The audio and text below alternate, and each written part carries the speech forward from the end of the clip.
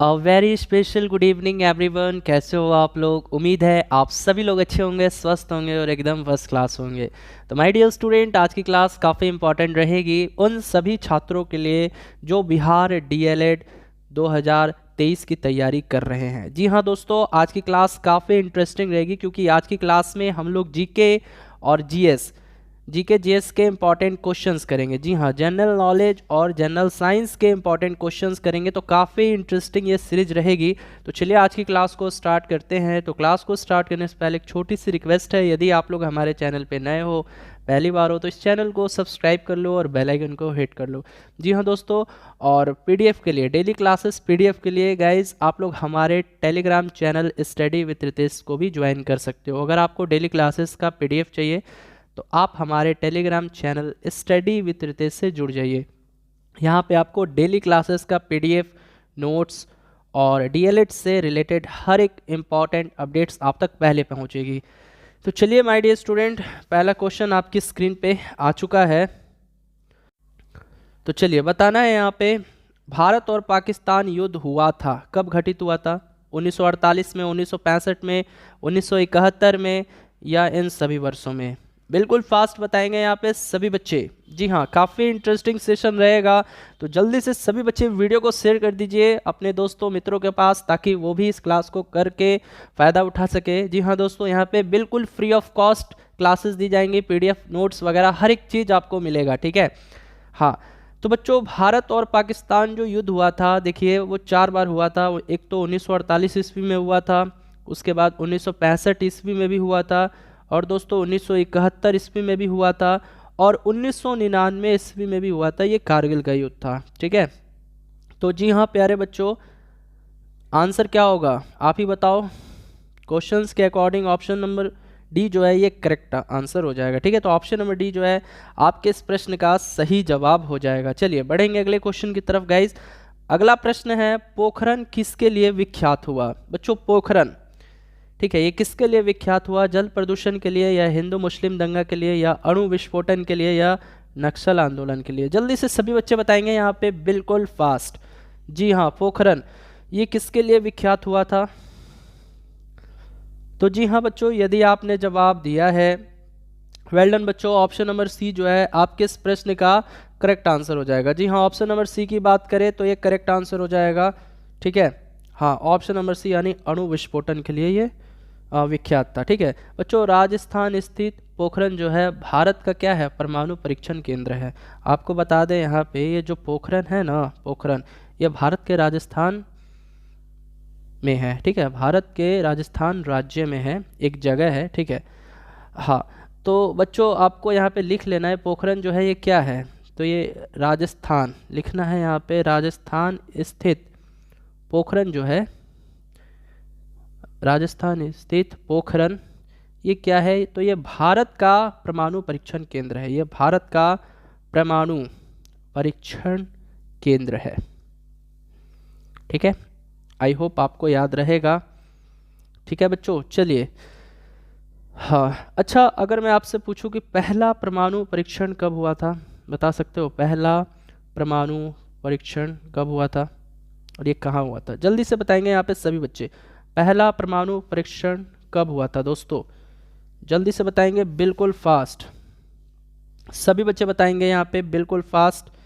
जी हाँ, सभी बच्चे बताएंगे यहाँ पे, तो बिल्कुल फास्ट बताएंगे सभी बच्चे, पहला परमाणु परीक्षण कब हुआ था? तो गाइज आपको बता दें, राइट आंसर होगा 18 मई 1974 को। ठीक है, हाँ, 18 मई 1974 को ये परीक्षण राजस्थान के पोखरण में किया गया। ठीक है, कहाँ किया गया? तो राजस्थान के पोखरण में। ठीक है, राजस्थान एक राज्य है और पोखरण एक शहर है, तो आप समझ सकते हो इस तरह से। ठीक है, तो काफ़ी इंपॉर्टेंट क्वेश्चन रहेगा। चलिए बढ़ेंगे अगले क्वेश्चन की तरफ। चलिए बच्चों, अगला प्रश्न आ चुका है आपकी स्क्रीन पे, कौन राज्य मधुबनी कला के लिए विख्यात है? मधुबनी पेंटिंग के लिए कौन सा राज्य फेमस है? बिहार है, पश्चिम बंगाल है, उड़ीसा है, या मध्य प्रदेश है? जल्दी से सभी बच्चे बताएंगे यहाँ पे बिल्कुल फास्ट। जी हाँ, सभी बच्चे इस प्यारे से क्वेश्चन का आंसर देंगे, कौन सा राज्य जो है मधुबनी कला के लिए फेमस है। तो वेल डन बच्चों, यदि आपने जवाब दिया है बिहार, देन आपका आंसर सी है, ऑप्शन नंबर ए जो है करेक्ट आंसर हो जाएगा। तो बिहार में है एक जगह मधुबनी, और मधुबनी जो है अपने पेंटिंग के लिए काफ़ी ज़्यादा विख्यात माना जाता है। ठीक है, हाँ, एक ज़िला है मधुबनी, आप सभी जानते हो, आप में से काफ़ी बच्चे मधुबनी से भी बिलोंग करते होंगे, है ना। चलिए, अच्छी बात है, बढ़ेंगे अगले प्रश्न की तरफ। सर, अगला प्रश्न है, हिटलर किस देश के थे? इंग्लैंड के, जर्मनी के, फ्रांस के या संयुक्त राज्य अमेरिका के? जल्दी से सभी बच्चे बताएंगे यहाँ पे, बिल्कुल फास्ट। देखिए, सभी बच्चे बिल्कुल फास्ट आंसर करेंगे प्रत्येक क्वेश्चन का। काफ़ी इंटरेस्टिंग सेशन रहेगा और एक बार लाइक कर दीजिए।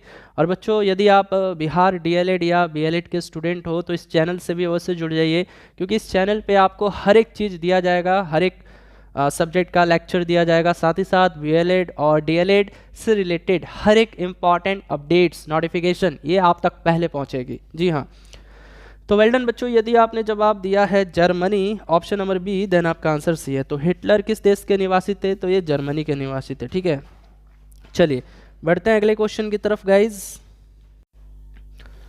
चलिए, अगला प्रश्न आपकी स्क्रीन पे आ चुका है। सर, दक्षिणी ध्रुव है, क्या है? एक मरुभूमि है, एक पर्वत है, एक महादेश है या एक सागर है? जल्दी से बताएंगे यहाँ पे सभी बच्चे, दक्षिणी ध्रुव क्या है? ये दक्षिणी ध्रुव क्या है सर? हाँ, तो वेल डन बच्चों, यदि आपने जवाब दिया है ऑप्शन नंबर सी यानी एक महादेश है, देन आपका आंसर सही है। तो जी हाँ, ये एक क्या है बच्चों?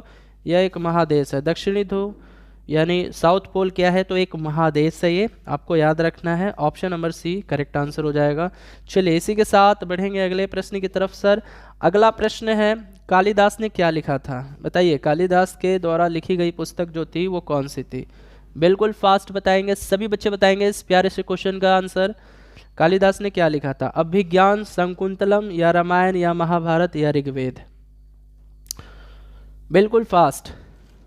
जी हाँ, तो वेल डन बच्चों, यदि आपने जवाब दिया है अभिज्ञान शकुंतलम, देन आपका आंसर सही है।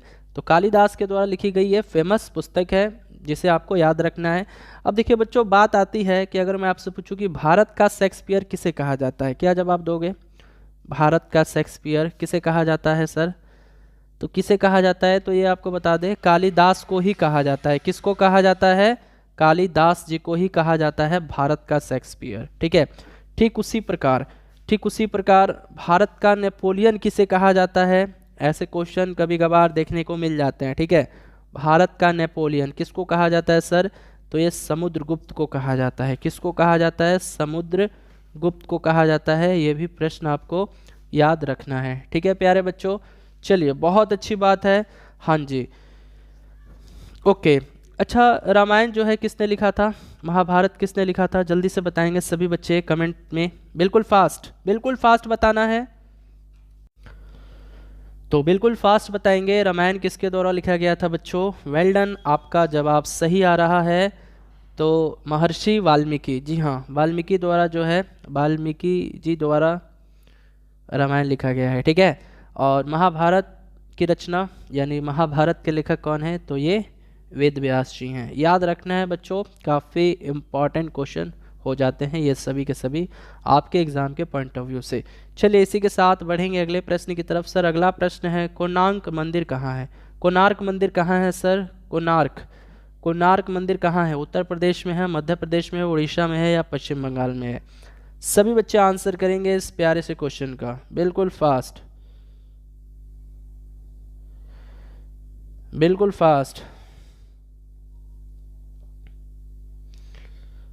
फास्ट आंसर करेंगे आप सभी प्यारे छात्र।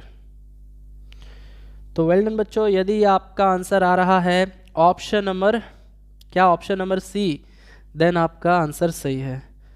जी हाँ, ऑप्शन नंबर सी सही जवाब हो जाएगा। तो देखिए, कोणार्क मंदिर कह लो या फिर काला पैगोडा के नाम से भी इसको जानते हैं। ठीक है, तो कोणार्क मंदिर कह लो या काला पैगोडा मंदिर कह लो। ठीक है, ये किस राज्य में है? ये उड़ीसा राज्य में है।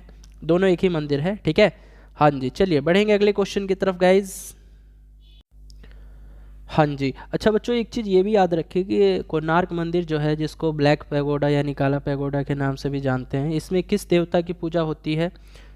अगर मैं आपसे पूछूं कोणार्क मंदिर में किस देवता की पूजा होती है, तो सूर्य देवता की पूजा होती है। ये भी याद रखना। ठीक है, हाँ, सूर्य देवता।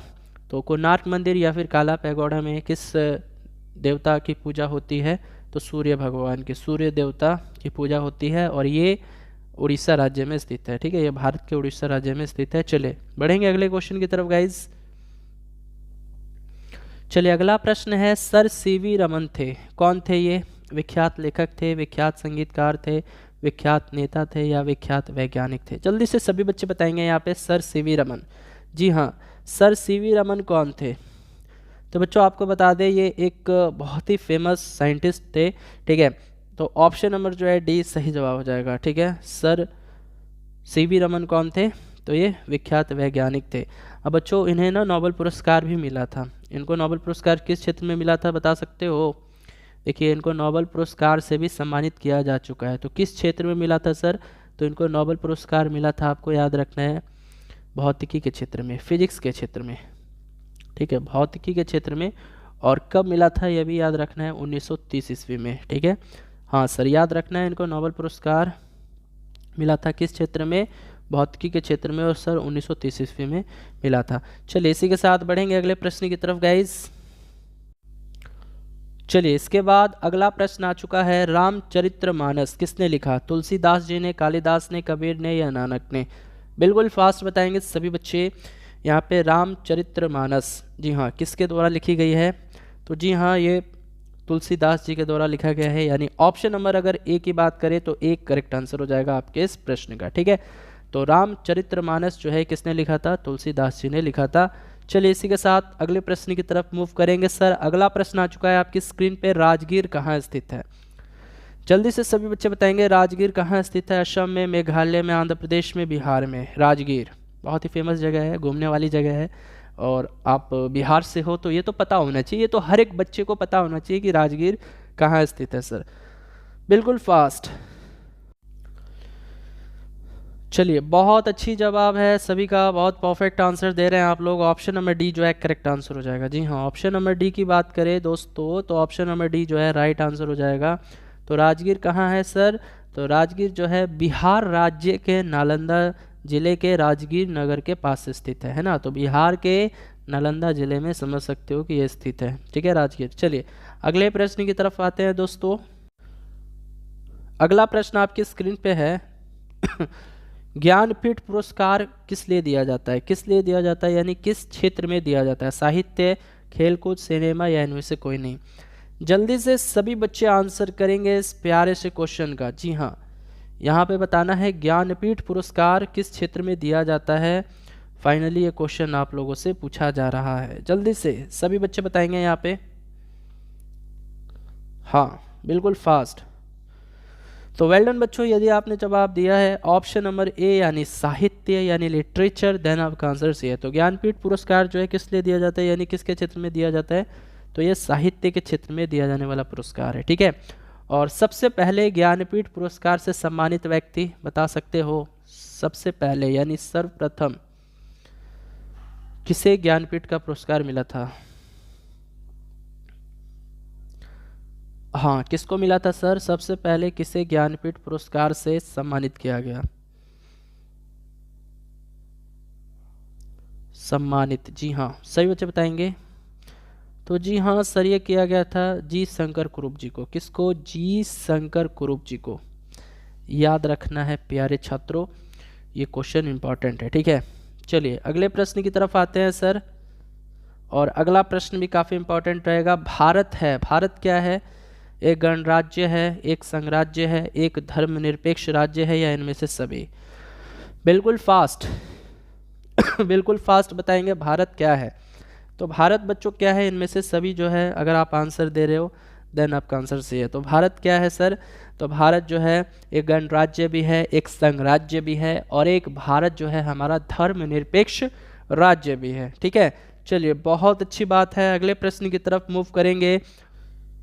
चलिए अगला प्रश्न है, अमर्त्य सेन को किसके लिए नोबेल पुरस्कार दिया गया? साहित्य के लिए, अर्थशास्त्र के लिए, चिकित्सा शास्त्र के लिए या रसायन शास्त्र के लिए? जल्दी से बताएंगे यहाँ पे सभी बच्चे, बिल्कुल फास्ट आंसर करेंगे इस प्यारे से क्वेश्चन का।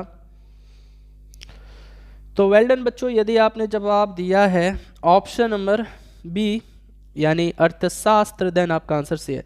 तो आपको बता दें अर्थशास्त्र के क्षेत्र में अमर्त्य सेन को सबसे पहला नोबेल पुरस्कार मिला था, कब मिला था? 1998 ईस्वी में, 1998 ईस्वी में, ठीक है, याद रखना है। 1998 ईस्वी में अर्थशास्त्र के क्षेत्र में, है ना, अर्थशास्त्र के क्षेत्र में अमर्त्य सेन को सबसे पहला नोबेल पुरस्कार मिला था, याद रखना है बच्चों। चलिए इसी के साथ अगले प्रश्न की तरफ आते हैं। अगला प्रश्न है, जमशेदजी टाटा ने क्या किया? भारतीय उद्योग को प्रोत्साहित किया, या एक राजनीतिक दल को नेतृत्व दिया, या फिल्मों का निर्देशन किया, या इन्होंने स्वाधीनता आंदोलन में योगदान दिया? सभी बच्चे बताएंगे यहाँ पे। तो जी हाँ, जमशेदजी टाटा ने क्या किया? तो भारतीय उद्योग को प्रोत्साहित किया, यानी ऑप्शन नंबर ए की बात करें तो option number A is the right answer of your question, ठीक है जी हाँ।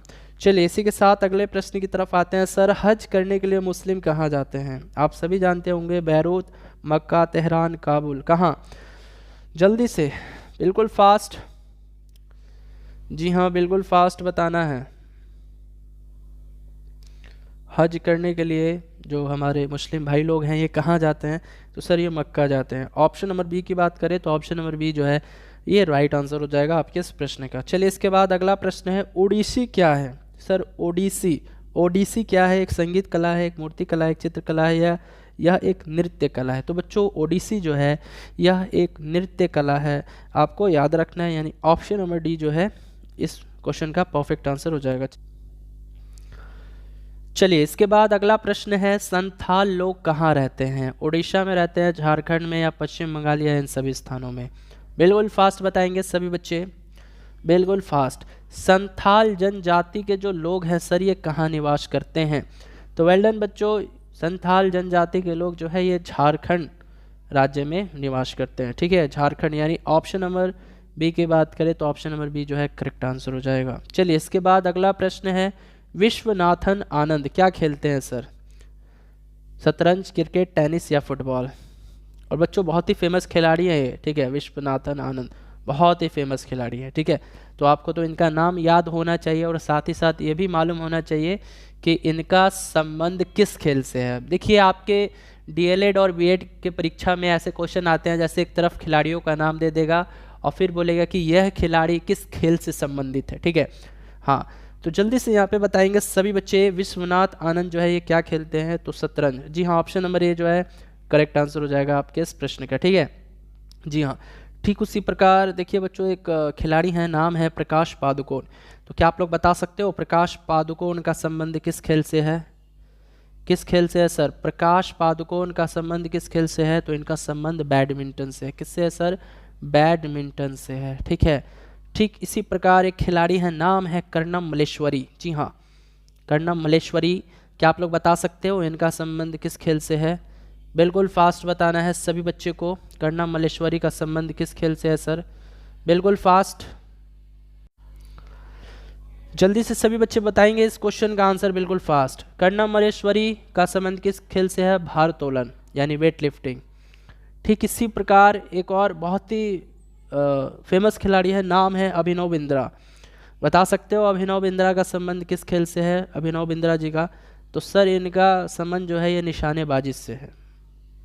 किस चीज़ से है? हाँ निशानेबाजी से है। क्या है सर? लिख लो, निशानेबाजी, निशानेबाजी, हाँ जी। और बच्चों ये ऐसे भारतीय खिलाड़ी हैं जिन्होंने 2018 में बीजिंग ओलंपिक खेलों में स्वर्ण पदक प्राप्त किया था, ठीक है। तो सबसे पहले गोल्ड मेडल किस भारतीय खिलाड़ी को मिला था ओलंपिक खेल में? तो अभिनव बिंद्रा जी को मिला था।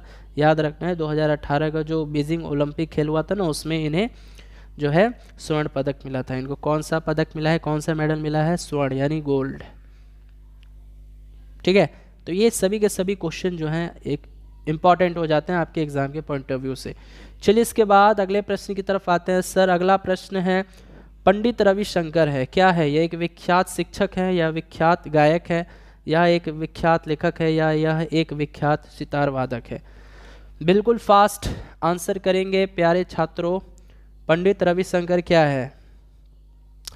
तो वेल डन बच्चों, यदि आपने जवाब दिया है ऑप्शन नंबर डी यानी एक विख्यात सितार वादक, देन आपका आंसर सही है, ठीक है। तो ऐसे क्वेश्चन भी जो है आपके एग्जामिनेशन में पूछ लिए जाते हैं। जैसे अभी पंडित रविशंकर के बारे में पूछा, ठीक उसी प्रकार पूछ सकता है उस्ताद जाकिर हुसैन का संबंध किस चीज़ से है, यानी ये क्या है, उस्ताद जाकिर हुसैन।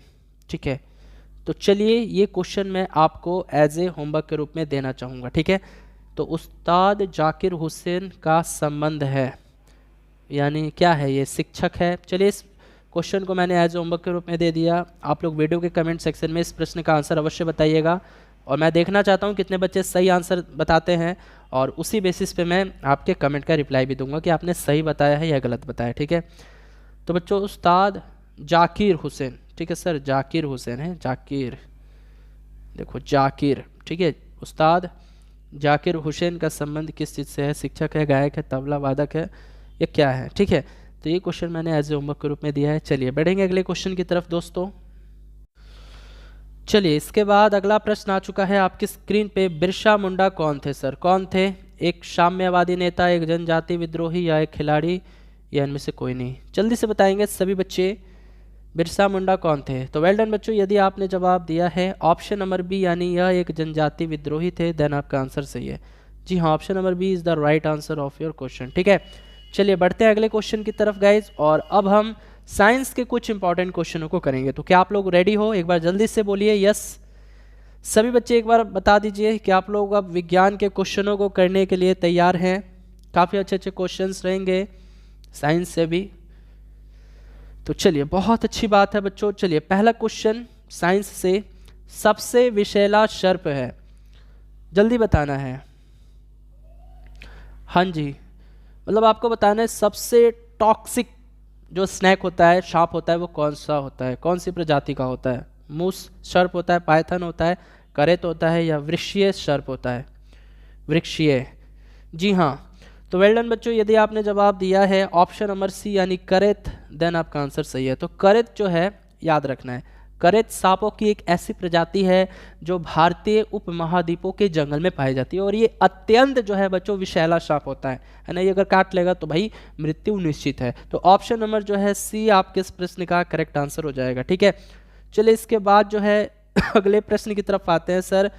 नाग सर्प यानी जिसको कोबरा कहते हैं, इसका विष प्रभाव डालता है शरीर के किस अंग में, जो है इसका जो विष है वो प्रभाव डालता है, परिसंचरण तंत्र पर, या श्वसन तंत्र पर, या पाचन तंत्र पर, या तंत्रिका तंत्र पर, जल्दी से बताएंगे।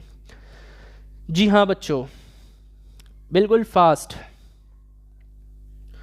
बिल्कुल फास्ट बताएंगे। नाग सर्प यानी कोबरा जब डसता है ना, तो शरीर का कौन सा अंग प्रभावित हो जाता है दोस्तों। तो जी हाँ, इससे शरीर का जो है बच्चों तंत्रिका तंत्र, यानी ऑप्शन नंबर डी की बात करें, देन आपका आंसर सही है। Option number D is the right answer. तो बच्चों कोबरा सांप जब काटता है ना, तो उसके विष का प्रभाव जो है किस तंत्र पर होता है। देखिए उसका जो विष होता है ना बच्चों, ये सीधे इफेक्ट करेगा केंद्रीय तंत्रिका तंत्र को। किसको सर, केंद्रीय तंत्रिका तंत्र को जो है प्रभावित करता है इसका विष। और इसके बाद क्या होता है सर, इसके बाद हृदय होता है, यानी जो हार्ट होता है उसकी गति एकदम धीमी हो जाती है। हृदय की गति क्या हो जाएगी दोस्तों, एकदम धीमी हो जाएगी। और फिर इसके बाद जो है श्वसन अंग जो है ये कार्य करना बंद कर देता है, उसके बाद इंसान की मृत्यु हो जाती है ना। उसके बाद क्या होता है, श्वसन अंग जो है ना ये एकदम से कार्य करना बंद कर देगा, ब्लॉक हो जाता है, कार्य करना बंद कर देता है। ठीक है, उसके बाद इंसान की क्या हो जाती है, मृत्यु हो जाती है। ठीक है, चलिए बहुत अच्छी बात है बच्चों, क्लास अच्छी लग रही हो तो एक लाइक अवश्य दीजिएगा, और इसी तरह की रेगुलर वीडियोस, रेगुलर क्लासेस पाने के लिए आप लोग हमारे चैनल से भी जुड़ जाइएगा, क्योंकि आपको इस चैनल पे A to Z कंटेंट मिलेगा, चाहे आप बिहार DLED की तैयारी कर रहे हो या फिर बिहार B.Ed की तैयारी कर रहे हो, है ना। चलिए बढ़ेंगे अगले क्वेश्चन की तरफ गाइज। चलिए सर, अगला प्रश्न है यहाँ पे, विषैले सर्पों में विष ग्रंथि जो है परिवर्तित होती है किस ग्रंथि से, यकृत ग्रंथि से, पीयूष ग्रंथि से, लार ग्रंथि से, या उपरोक्त सभी से। यानी सर्प की जो विष ग्रंथि होती है वो रूपांतरित होती है किस में, किस ग्रंथि से सर, लार ग्रंथि से, यानी ऑप्शन नंबर जो है गाइस सी करेक्ट आंसर हो जाएगा। ठीक है, तो विषैले सांप जो होते हैं उसकी जो विष ग्रंथि होती है वो परावर्तित हो जाती है किससे, लार ग्रंथि से। ठीक है, तो ये याद रखना है, option number C correct answer हो जाएगा। चलिए इसके बाद अगला प्रश्न है सर, सूर्य के प्रकाश की सहायता से विटामिन डी का संश्लेषण कहाँ होता है? आप सभी को पता है कि सूर्य के प्रकाश में कौन सी विटामिन होती है? विटामिन डी होती है ना। तो सूर्य की प्रकाश की सहायता से जो विटामिन डी प्राप्त होता है उसका संश्लेषण कहाँ होता है? यकृत में, गॉल ब्लैडर में, त्वचा में या आमाशय में? सभी बच्चे बताएंगे यहाँ पे। तो सूर्य के प्रकाश की सहायता से जो विटामिन का सिंथेसिस होता है, विटामिन डी का सिंथेसिस, वो कहाँ होता है? त्वचा में होता है। ऑप्शन नंबर जो है सी आपके इस प्रश्न का करेक्ट आंसर हो जाएगा। ठीक है दोस्तों, चलिए इसी के साथ बढ़ेंगे अगले प्रश्न की तरफ। अगला प्रश्न है, सबसे बड़ा जीवित पक्षी है, बताएंगे आप सभी बच्चे। कीवी है, पेंगुइन है, बाज है या शुतुरमुर्ग है? बिल्कुल फास्ट, बिल्कुल फास्ट बताना है सभी प्यारे बच्चों को। सबसे बड़ा जो है जीवित पक्षी है वो कौन सा है? सबसे बड़ा जीवित पक्षी कौन सा है? तो जी हाँ, अगर आपने आंसर दिया है ऑप्शन नंबर डी यानी शुतुरमुर्ग, देन आपका आंसर सही है। तो ये सबसे बड़ा क्या होता है? जीवित पक्षी है। और सबसे छोटा जीवित पक्षी ये भी बता दो। सबसे छोटा जीवित पक्षी ये कौन सा हो जाएगा सर? तो ये हमिंग बर्ड हो जाएगा, हमिंग बर्ड। ठीक है, क्या हो जाएगा? हमिंग बर्ड हो जाएगा, ये भी याद रखना है प्यारे छात्रों। चलिए अगले प्रश्न की तरफ आते हैं। देखिए अगला प्रश्न उसी से रिलेटेड है। देखिए सबसे छोटा पक्षी कीवी है, हमिंग पक्षी है, शुतुरमुर्ग है या पेंगुइन है? तो क्या आंसर करोगे सर? हमिंग बर्ड है, वही हमिंग पक्षी। चलिए अगले प्रश्न की तरफ आते हैं सर। अगला प्रश्न है, निम्न में से कौन भारतीय पक्षी विज्ञान विशेषज्ञ व्यक्ति थे? है ना, कौन ऐसे व्यक्ति थे जो भारतीय थे, साथ में पक्षी विज्ञान विशेषज्ञ, है ना? तो सलीम अली, जेसी बॉस, हरगोविंद खुराना, एम.एस. स्वामीनाथन। बिल्कुल फास्ट, जी हाँ बिल्कुल फास्ट आंसर करेंगे आप सभी प्यारे छात्र। तो वेल डन, यदि आपने जवाब दिया है ऑप्शन नंबर ए यानी डॉक्टर सलीम अली, देन आपका आंसर सही है। तो ऑप्शन नंबर ए जो है करेक्ट आंसर हो जाएगा। चलिए बढ़ेंगे अगले प्रश्न की तरफ सर। अगला प्रश्न है, रुधिर वर्ग ए वाले व्यक्ति को किस वर्ग का रुधिर दिया जा सकता है? बच्चों जिसका ब्लड ग्रुप ए है ना, उस व्यक्ति को किस ग्रुप का ब्लड दिया जा सकता है? ए बी तथा ओ, ए तथा बी, केवल ए तथा ओ? जल्दी से बताएंगे यहाँ पे सभी बच्चे। हाँ, तो वेल डन बच्चों, यदि आपने आंसर दिया है ऑप्शन नंबर डी यानी ए ओ, देन आपका आंसर सही है। जी हाँ, ऑप्शन नंबर डी जो है करेक्ट आंसर हो जाएगा, है ना। यदि मान के चलिए ब्लड ग्रुप जिसका ए है, उस व्यक्ति को अगर रक्त की ज़रूरत है तो वो किस वर्ग का उसको रुधिर दिया जा सकता है? या तो उसको ए दिया जा सकता है या फिर ओ भी दिया जा सकता है। ठीक है, देखिए रक्त वर्ग की बात आई है, यानी रक्त समूह कह लो या वर्ग कह लो। ठीक है, तो इसकी खोज किसके द्वारा हुई थी सर? रक्त समूह की खोज तो ये कार्ल लैंडस्टीनर के द्वारा हुई थी। ठीक है, याद रखना है, कार्ल लैंडस्टीनर के द्वारा। ठीक है, लेकिन कभी कभी पूछ लेता है रक्त परिवहन यानी ब्लड सर्कुलेशन की खोज किसके द्वारा हुई थी? तो सर ये हुई थी विलियम हार्वे के द्वारा। किसके द्वारा? विलियम हार्वे के द्वारा हुई थी, ये भी याद रखना है। ठीक है दोस्तों, चलिए अगले प्रश्न की तरफ आते हैं सर। अगला प्रश्न है, मनुष्य के गुणसूत्रों की संख्या होती है, कितनी होती है? 23 होती है, 44 होती है, 42 होती है या 46 होती है? सभी बच्चे बताएंगे मनुष्य में जो क्रोमोसोम की संख्या होती है वो कितनी होती है सर? तो आप सभी जानते हो ये टोटल 46 होती है। ठीक है, 26 होती है, लेकिन पेयर्स में पूछे तो पेयर में कितना हो जाएगा? 23 पेयर्स। कभी कभी पूछ लेता है कि मनुष्य में गुणसूत्रों की संख्या पेयर में बताइए, तो पेयर में 23 पेयर्स होता है। ठीक है, चलिए अगले प्रश्न की तरफ आते हैं सर। अगला प्रश्न है, एक वर्णांध व्यक्ति में किस रंग की पहचान नहीं होती? यानी अगर कोई व्यक्ति है, कलर ब्लाइंडनेस है उसको, है ना, कलर ब्लाइंडनेस है, तो आपको बताना है वो किस रंग की पहचान नहीं कर पाएगा। वर्णांध व्यक्ति में किस रंग की पहचान नहीं होती? हरे लाल, नीले हरे या नीले लाल या सभी? तो वेल डन बच्चों, यदि आपने जवाब दिया है लाल हरे यानी ऑप्शन नंबर ए, देन आपका आंसर सही है। तो ऑप्शन नंबर ए जो है करेक्ट आंसर हो जाएगा। ठीक है, तो चलिए दोस्तों आज की इस क्लास में इतना ही। यदि क्लास अच्छी लगी हो तो इस क्लास का फीडबैक अवश्य दीजिएगा, और इसी तरह की क्लासेस पाने के लिए आप लोग हमारे चैनल से भी अवश्य जुड़ जाइए बच्चों। ठीक है, तो चलिए आज की इस क्लास में इतना ही। बाय बाय सभी को, गुड नाइट, टेक केयर।